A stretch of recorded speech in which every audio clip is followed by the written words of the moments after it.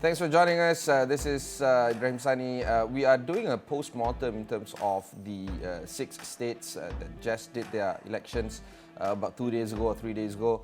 Joining us online is Professor James Chin of the University of Tasmania. James, thanks very much for taking the time to speak with us. Give me your top notes in terms of the elections. Was it part of your expectations? Were there something worrying that you saw the trend, or this is more of the same? So I think for most people, even way before the election was called, a lot of people were basically in two minds. One was that people were saying that there will be a radical change because Anwar Ibrahim has brought in enough changes in order to claw back the Malay seats. But I think a larger group of poll watchers were saying that, we're talking about elections that's X month down the track. So you can expect a very, very similar voting pattern to what you saw in November last year, which is the so-called green wave, and that there's not enough time for the government to claw back the Malay votes. So that's the reason why a lot of people, in fact, all the research houses in Malaysia were putting out the same sort of predictions, 3-3, and that PN will make major gains in Selangor and Penang. So in that sense, I don't think there was a lot of surprises. But for me personally, the big surprise, in fact, came from Terengganu. I never expected Terengganu to be without any opposition because, as you know, UMNO in one or two areas in Terengganu has always been quite strong. So I never expected Terengganu to be a zero in terms of the opposition. Yeah, okay, let's pick up on that. Terengganu has 32 aduns, all of them are from PN, 0 from UMNO. In fact, this is the first time that we're seeing UMNO do not have any state representatives for the first time in their history in 3 states, Kedah, Terengganu and Perlis. On top of that, Terengganu is also having an 8-0 scoreline at the parliamentary level. So, yeah, one could say that PN safe deposit is in Terengganu and the demise of UMNO is clear. So what's next for UMNO? Is it true that you think that they are a liability when it comes to forging greater ties with the unity government? Do you feel that the Prime Minister now has the,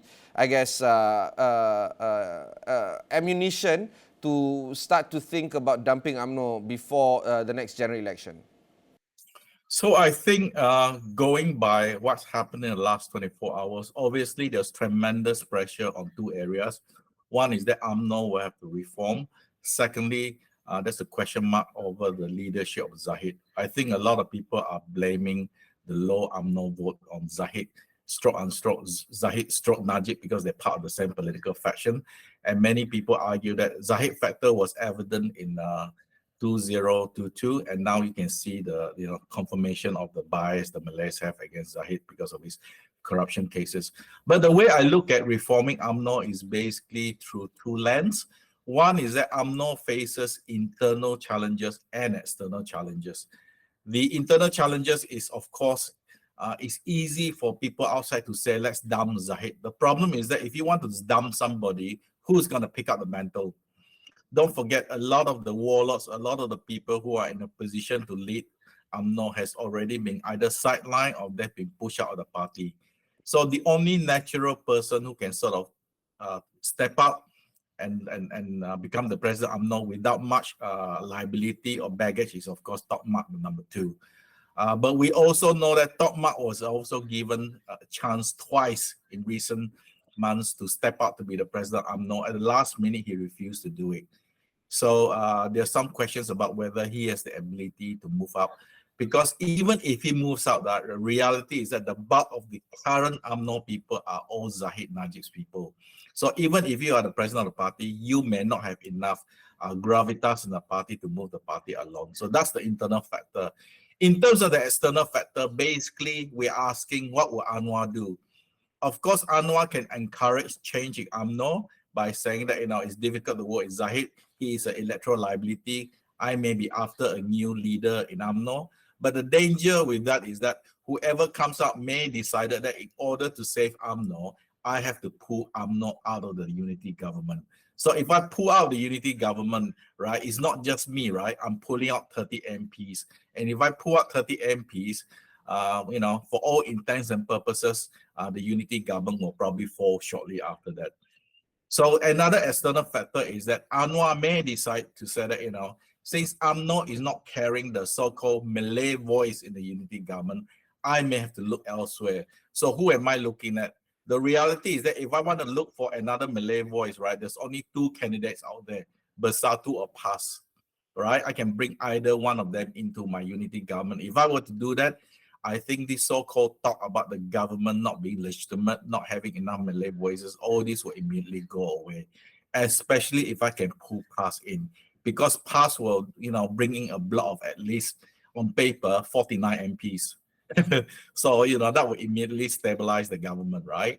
So I think we're talking about internal and external factors facing UMNO, but the bottom line is that UMNO cannot go on like this because the way the trend is going, right?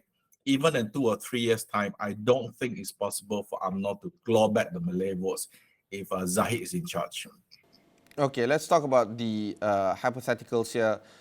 Between PAS and Bersatu, there's a lot more bad blood between PKR and Bersatu. The three main culprits of Sheraton move are now back in the Selangor Don, namely Datuk Sri Azmin Ali, Hilmi Idham, as well, Hilman Idham, as well as Dr. Afif Bahardin. Do you feel that the reality is as such where Bersatu and PKR will never be conjoined together? The reality is that if there is a sense of stability in terms of trying to get the unity government in check, also winning the Malay support, as you say, the courting of PAS is a lot more possible. But wouldn't that bring about some psychological change in terms of the left-leaning slant that this current unity government has because of PAS's profile? Do you feel that now the unity government now has to do a lot of concessions in order for them to entice PAS over? So the way I look at it is that the normal rules of Malaysian politics do not apply anymore. Now, if you or I were talking last year, who would have thought that UMNO will work quite happily in a unity government with DAP? So I don't think we should worry too much about whether people can work together. I think if people like PAS or Bersatu is brought into government, it is obvious that the negotiations start with how many ministries will be under my control, what sort of areas will be under me. So I think for PAS, there's certain things they want to do. Now that they've tasted government for quite a number of years, I think they really want to get back into government. I think they'll quite happily sit in government if they're given the portfolios they really want. And it is obviously, for example, they want to control the religious ministry.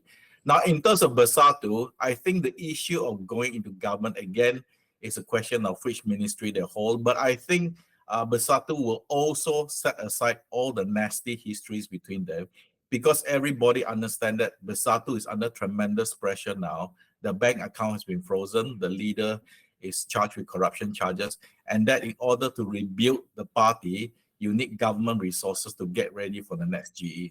So don't forget, right, while we are seeing all this hoo-ha in the last 24 hours, at the minds of the strategists, right, they're already all moving to GE16, right? They're all planning about that already. So they're looking through carefully the data on who is voting for what, and then looking at whether they can manipulate the voters, come out GE16. Now, GE16, right, what people don't realize, right, people say it's 2 or 3 years down the road. That is actually not true. Because under the Malaysian system, right, the Prime Minister can pull the trigger anytime. Yeah, I want to explore a little bit more regarding UMNO. Negeri Sembilan, there's a lot of gains there. UMNO 114, PN 117. In fact, there was a debate in terms of who is to be the Menteri Besar there. But after much consideration, they will continue on with Datuk Sri Aminuddin Harun, the chairman of Pakatan Harapan in Negeri Sembilan, to continue on the mantle there. Do you feel that that kind of win or gains that is done in or seen in Negeri Sembilan is duly down to Tok Mat with his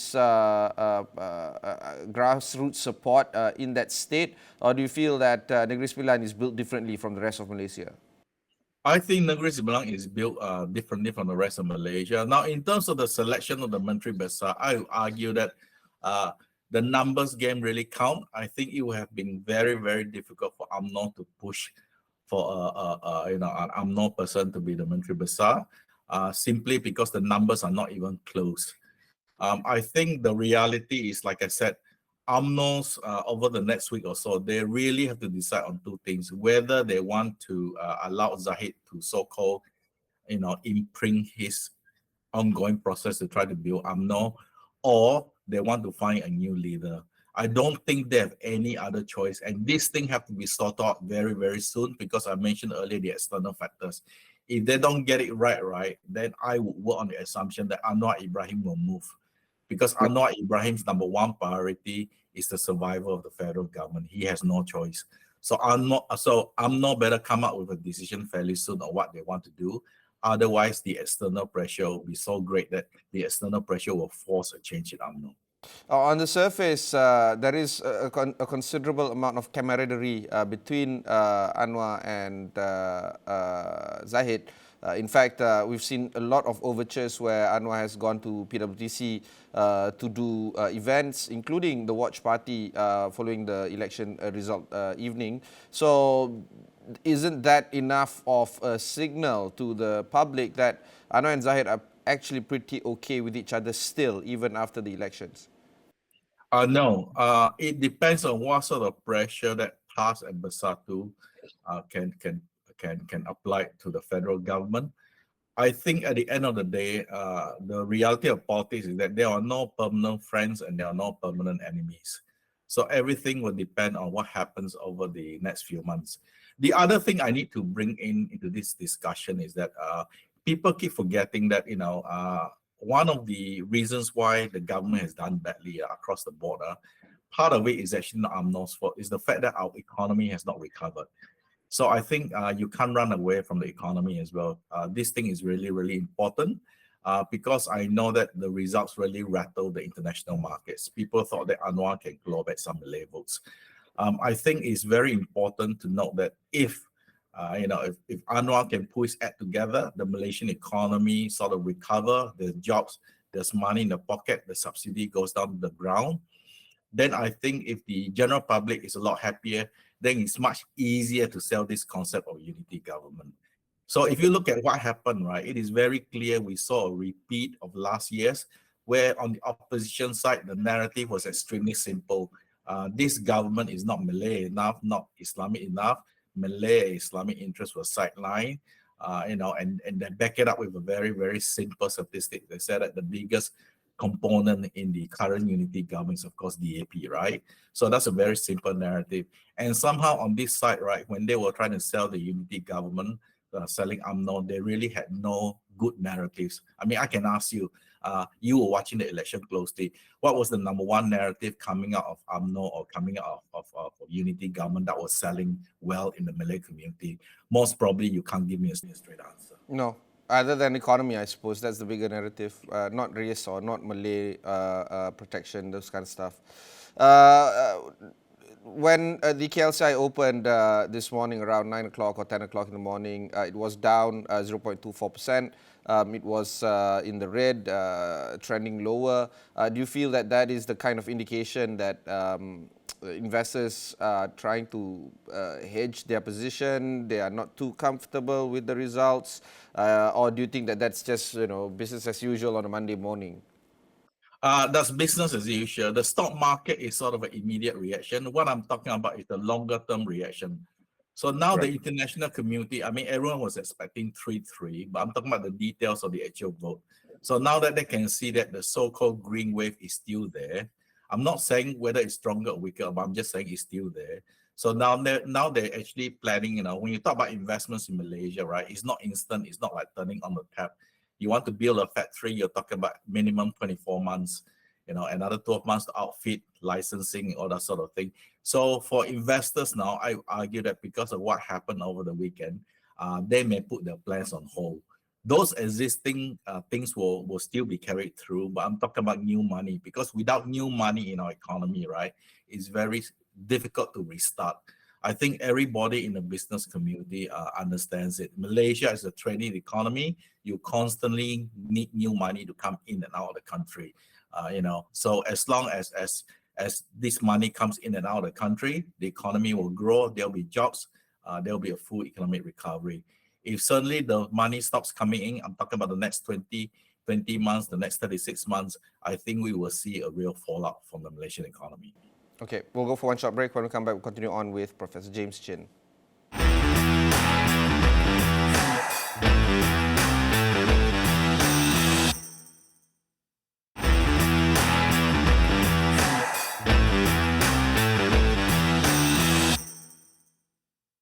Thanks for continuing on with us. I have with me James dialing in from Australia. Let's pull up this particular graphics. I find this very interesting. It shows the win rate percentages of the parties broken down by parties. Clearly, PAS and DAP are the front runner in terms of the win rate. They have over 80%. In fact, DAP only lost one candidate. We're looking at PAS and DAP being the clear contender when it comes to securing their bases. James, if you throw in PKR in there, we have again Pakatan Rakyat, the coalition that we saw in the early 2000s. Do you think that that is a reality moving forward, where you have a Chinese party, a Malay party, and PKR to hold everything together? Look, I think the Pakatan Harapan model is remarkable in the sense that that is the sort of the original Barisan Nasional model, where all the major races are represented. All the parties have sort of more or less equal political say.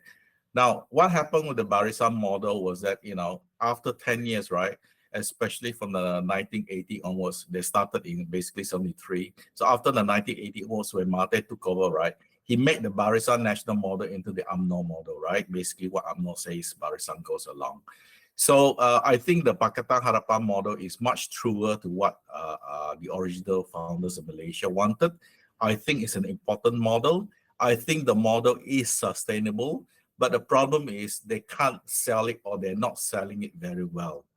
Because one of the things I really like about the Pakatan model is not only that everyone is represented, it's also the fact that the East Malaysians, people from Sabah and Sarawak, are comfortable with that model, because it is a model where everyone gets a voice. I think at the end of the day, I'm not saying anything. All I'm saying is that the majority of the Malaysian population would rather Malaysia travels on the middle ground, on the middle road, rather than take either the left road or the right road. I think if you look at Malaysia's success, up to the 1990s, it's because Malaysia has always traveled along the middle road. It is only in the last 5 years, since 2018, with the fall of the UMNO government, stroke Barisan Nasional government, right, that we've tried different models and it has not worked. So either you lean too far to the right, or you do all sorts of stuff, it doesn't work. If you look at Malaysia's political history, the reality is that traveling on the middle road is the best option for a country like Malaysia. Pulling the same graphic again, you can see that Muda is nowhere. I don't know how else to put this. In fact, a lot of arguments are saying that because Muda contested in some seats, that has resulted or opened the door of more PN representatives winning their seats. For instance, in Dr. Afif's case, where majority 30, and of course, Hilman's case, majority 56. Do you buy this argument that Muda is actually trying to take away the votes from PH supporters? I don't think it's an argument. I think it's factual. I think we all know that Muda's, most of the seats they were contesting were Pakatan Harapan seats, and that their supporters would normally vote for Pakatan Harapan if they had not voted for Muda. So it is quite clear. And in fact, before the elections, I was making a public plea that, Pakatan Harapan should accommodate Muda. But, it didn't work out that way. I think the leadership of Pakatan really wanted to put a reality check of Muda, and it is quite clear if you look at the reality check of Muda. At the present moment, my argument is that the Malaysian polity is not ready for third force. So it's not just Muda, it's all the other groups who are trying to start something new in Malaysia. Unfortunately, in Malaysia, we are highly polarized into two parts of the equation. One part is on the PN side, the other part is on the Pakatan side. There really is no space for a third force. What's next for Muda then? I think, it is a bit presumptuous for me to tell Muda what to do. But I think at the end of the day, if you look at Muda's core philosophy, I think they have a lot more in common with Pakatan Harapan than any other political groups in Malaysia. So they have to come to some sort of accommodation with Pakatan Harapan. They've tried that. in terms of trying to accommodate. That didn't work out, to be frank. It didn't work out because my take is that the leaders of Pakatan Harapan really wanted to teach Muda a lesson, put them back to their place. Because their argument, which is a valid argument, was that we gave them a chance in 2022, they didn't deliver. They only delivered one parliamentary seat and one state seat. And now you're asking and knocking on our door, asking for all sorts of stuff. But my take is that now that politics in Malaysia is so polarized, basically you need the two big ten approach. Because on the other side, on the Perikatan side, it is quite obvious they're collecting anybody, any Tom, Dick, and Harry who's against Anwar, right? Whoever is against Anwar can join them. So on this side, whoever is against that sort of right-wing politics should be able to come into the Pakatan Harapan tent. But at the present moment, I think Pakatan is not adopting that policy for whatever reasons. I'm not going to argue. I'm just saying that perhaps that's the wrong way of looking at Malaysia. The right way of looking at Malaysia is that over the next year or so, or until the next GE16, the political ground in Malaysia will remain the same, highly polarized, and they're only selling two products here. So it's better for these two products to run out all the supporters and make it a direct one-to-one fight. I think for people to coming at the third corner is an extremely bad idea. Okay, one more short break before continuing on our conversation with Professor James Chin.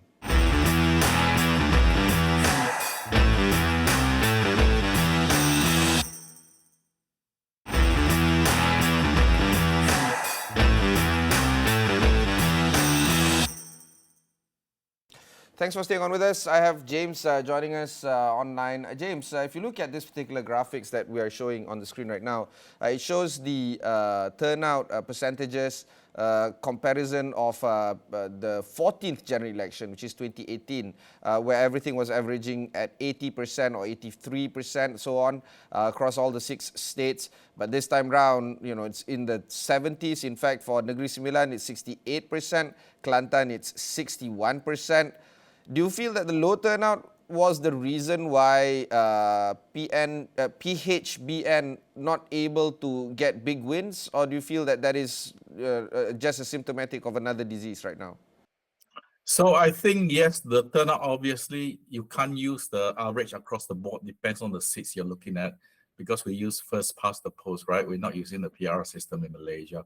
But let me start off by saying that was the best turnout we can hope for in the state elections, because we do know that people do suffer from election fatigue, and increasingly on both sides there was a group of people in the urban areas who were really unhappy with the way the government was traveling. They will never come out to vote. On the other hand, on the other side, there were also people who were unable to reach out to the so-called youth vote, the new people coming in as well. So I think the turnout rate was actually quite good in the late 60s and early 70s. In terms of around 72 to up to 73% for Kedah. So I think that was actually the best that we can hope for.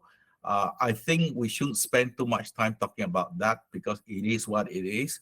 Even if the political party has gone all out to push for the voters, I doubt very much that we'll see the same sort of vote in low 80s that we saw in GE15. So the times of us hitting the high 80s is gone, based on your reading? No, I'm saying that there's a big difference between state elections and federal elections. Because federal election, we're talking about changing the government at the federal level. I think if you speak to most Malaysians, right, they will understand that federal government really matters in our lives. I'm not saying state government doesn't matter. I'm just saying federal government matters more. Speaking about federal government, there's one upcoming election, which is the parliamentary of Pulai and the state seat of Simpang Jeram, to replace the late Minister of Commerce. UMNO Johor is now making the call that UMNO should be given the chance to contest in Pulai as well as Simpang Jeram on the 9th of September, the upcoming election. Do you think that their voice is going to be heard? Well, obviously they want to sit, but I think whether they'll get it or not will be dependent on how united Johor UMNO is, whether they can put out a case that they can really deliver the votes. Johor's political culture, as you know, is also very unique. It's also very different from the rest of the peninsula. But given the fact that they're done so badly, I'm not in a position to say either way, but I'm just saying that, It all depends on whether Johor UMNO can put out a really, really united front. But if at the present moment, if you were to ask me, I would say it's not a good idea to give it to UMNO Johor. Fantastic. Thank you very much for taking the time to speak with us. Final comments, James? No final comments. I think what we saw in this election, again, widely expected 3-3. In terms of the details, a lot of people were saying that 8 months is not enough to change the voting pattern. But I think there was still a big shock. Like I said, for me personally, it was about Terengganu. I never expected them to sweep completely. But now the lines are very, very clear. I've always made the argument since the last state elections that what we're seeing in Malaysia now is basically 3 very distinct visions for Malaysia. The first vision is basically the past vision. The second vision is the DAP versions. You can see, right, these 2 are the biggest bloc in parliament. And the third vision is from the people in Sabah and Sarawak. The question is that can we find the middle ground to move forward? And if we don't find the middle ground to move forward between these 3 very different for Malaysia, right, then Malaysian politics will be inherently unstable over the next few years. Thank you very much. That was Professor James Chin of University of Tasmania. Do stay on with us on AstroAwani.com. My name is Ibrahim Sani. Catch you in the next one.